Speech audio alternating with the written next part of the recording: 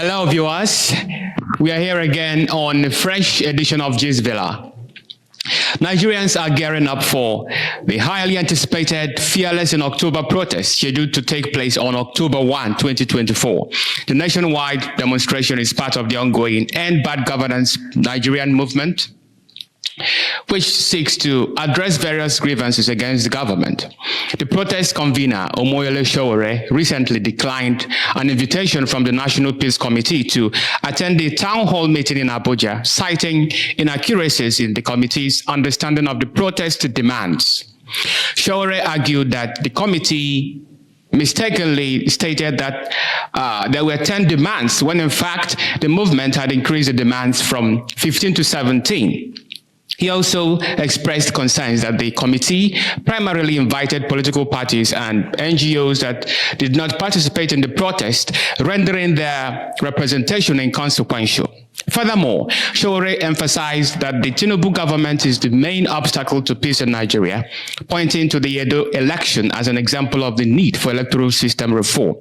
The upcoming protest is a follow-up to the August 1, 2024 demonstrations, which were marked by violence, destruction of public properties, and loss of lives. Despite these challenges, Nigerians remain determined to express their dissatisfaction with the government. The Fearless in October protest aims to bring attention to the country's pressing issues, including the need for a total overhaul of the electoral system to ensure meaningful elections. The demand for transparency, accountability, and effective leadership, and the need for policies that promote economic growth and job creation. The protest organizers have called on Nigerians to participate peacefully and exercise their right to freedom of assembly. As a matter of fact, some potential protesters have called on all parties, priests, pastors, and imams to join the protest, since the opium of the people, which is religion, is not stronger in any country than Nigeria. Take a look. I want to talk to all Nigerians, all the pastors and Alpha that are there. You can convince people to collect their tithes, but you cannot convince your member to come out to come and protest. So all the pastors, all the Alpha, all the Imam, Babalawos, please tell your people, come out.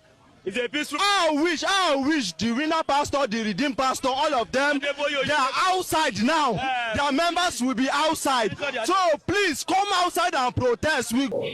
Nonetheless, concerns about security and potential clashes with law enforcement remain. In preparation for the protest, security forces are likely to be deployed to maintain order, and travelers are advised to confirm their arrangements and monitor local media for updates. Now, guys, as Nigerians prepare for Fearless in October protest, it is essential to acknowledge the determination and resilience of the citizens in demanding change. I mean, Nigeria needs real changes, of course, not cosmetic changes or exercise. Just look at the Edo state election. INEC and APC are commending themselves for a job well done. But how can a person be a judge in his own case? That's not possible. A person needs commendation or condemnation from external or neutral parties. In this case, several external parties have spoken ill of the election. Civil society organizations and foreign observers, such as Young Africa, have declared that the election left much to be desired. Dr. Sam Ahmadi, director of Abuja School of Economic and Socio-Political Thoughts, also did a press statement crying out against the Edo state election and proposing an urgent abolition of the present INEC management. Dr. Ahmadi was the same person who had intelligently dismissed the 2023 elections and revealed the rotten strategy by which Nigerian politicians win elections. Take a look. In Nigeria as well, election is one of strategy. And the strategy of election in Nigeria is very simple. Bribe INEC, bribe judiciary, commandeer the security, and they are done. The people that destroyed 23 election is INEC and judiciary. The rules were clear. The Electoral Act is not perfect. but it was very clear. I'm surprised that any judge who understands administrative law, which I have taught in the university for years, which I studied under the best in the world, would argue that an internal regulation built on a law, an act, a regulation, directing that you will do X, you can choose to do Y, when there is legitimate expectation and detrimental reliance. INEC was totally wrong, and the courts, Supreme Court downwards, got it wrong. When an agency created under the law with an enabling act and the constitution that says you can make rules, makes rules, those rules are law. They can unmake it through rulemaking process. If they don't, they are bound to obey it. Results should have been transmitted electronically. I'm ashamed. I have a PhD in law and I can stand anywhere in the world to dispute the best and brightest.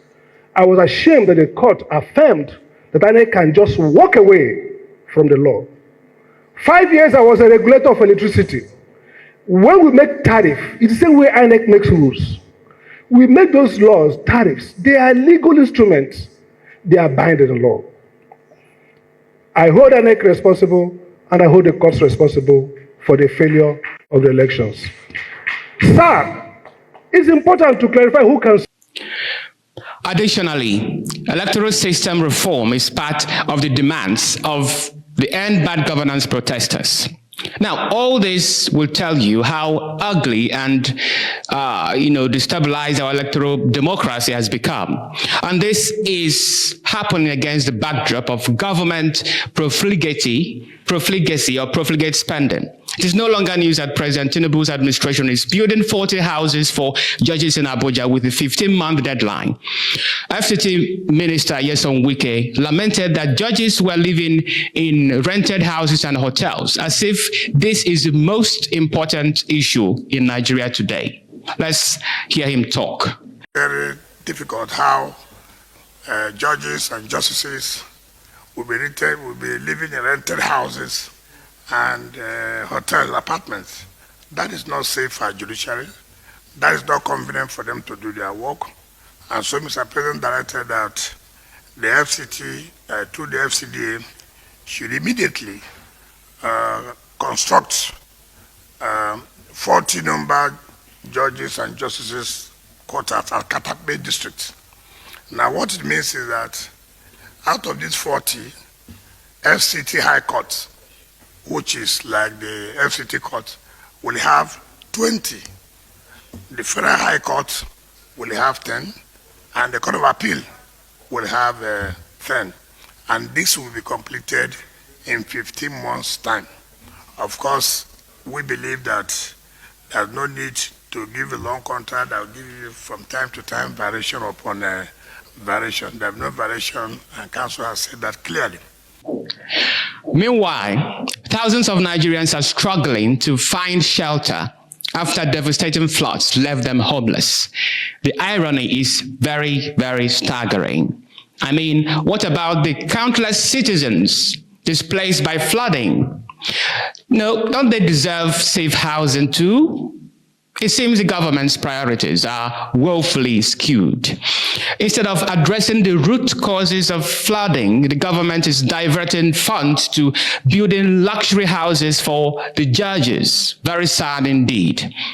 Was it not Vice President Kashim Shettima who hypocritically sermonized on resolving the Gaza war by addressing the root causes of the conflict?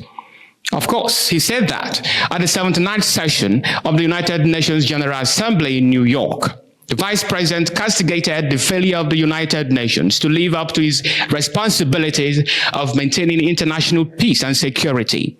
He condemned the genocide on the people of Palestine, proposing a two-state solution based on the people's inalienable right to freedom. Let's have a look. When conflict becomes normalized, when even the condemnation of violence and civilian casualties and calls for a ceasefire are somehow regarded as controversial. As we emphasize at the Abuja high-level ministerial meeting, we must renew our focus on conflict prevention.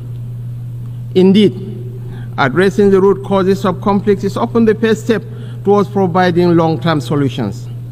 Clearly, some of the root causes of conflict are social in nature, including poverty, hunger, ignorance, inequality, and exclusion, as well as other forms of injustice.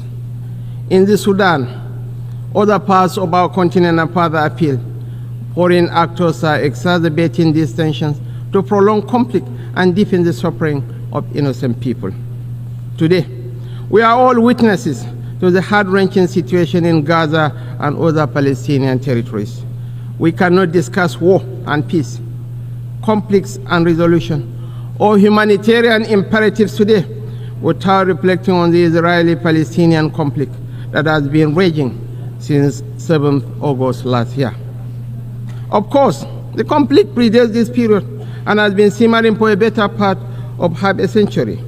What it tells us is that the international community has failed to live up to the spirit and aspirations of the United Nations to rid the world of inequality, violence, and domination of one people by another.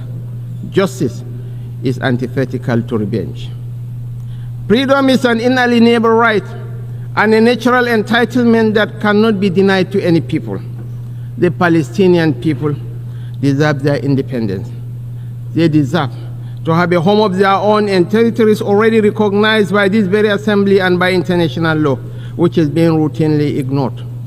Nigeria continues to urge efforts to bring back on track the two-state solution that offers the prospect for a new beginning for the region. Nigeria reaffirms to supporting United Nations peacekeeping operations. We recognize the need for Africa to build strong and professional armies to meet the multiple challenges we face. Consequently, we reiterate the call for international support to operationalize the African standby force, in addition to the provision of requisite support and resources to ensure the upgrade. Very sad indeed. Very sad indeed. On one hand, Shetima passionately condemned the genocide on Palestinians and advocated for their right to freedom. On the other hand, he represents a government that has failed to address the numerous security challenges and human rights issues plaguing his country, Nigeria. We know that Nigeria is struggling with intense insecurity from Boko Haram, bandits, separatist militancy, kidnapping, and ritualism, earning it the reputation of a failed state. The government's inaction has led to widespread suffering and displacement of citizens. Furthermore, the administration has refused to listen to freedom agitators advocating for self-determination in southern Nigeria. Now, having said this, as Nigerians gear up for the Fearless in October protest, Senator Oluremi Tinubu, the wife of the President Bola Ahmed Tinubu, has unveiled the One Nigeria, or you may call it the national fabric, national unity fabric. It's a symbol of national unity and cultural diversity. The fabric is said to be worn nationwide on Independence Day, October 1, to promote unity and support textile industries. But here is the thing. The protest and the fabric launch are two vastly different responses to Nigeria's situation. The Fearless in October protest is a call to action against the government's handling of various issues, while the unity fabric is, well, an attempt to unify Nigerians through fashion. It is hard not to see the contradiction there between the two events. The unity fabric was designed by the 25-year-old Bamidele. I'm sorry, I can't pronounce his other name. It's too long. But the fabric is mass-produced by local manufacturers to stimulate local industries, create jobs, and boost the economy. However, many Nigerians are questioning the timing and relevance of the Unity Fabric initiative, especially when the country is facing more pressing issues of hunger and insecurity. The protest, on the other hand, highlights the growing dissatisfaction with the government's performance. Now, you see the juxtaposition of these two events. Can the fabric truly unite a nation? Is this initiative a genuine attempt to promote unity, or is it a distraction from the real issues? As Nigerians prepare to take to the streets on October 1, it remains it remains to be seen whether the unity fabric will have a meaningful impact. One thing is certain, though. The Fearless in October protest will not be silenced by the fabric, no matter how symbolic it is. Meanwhile, sadly enough, the coming protest will still feature the likes of underage children. Take a look.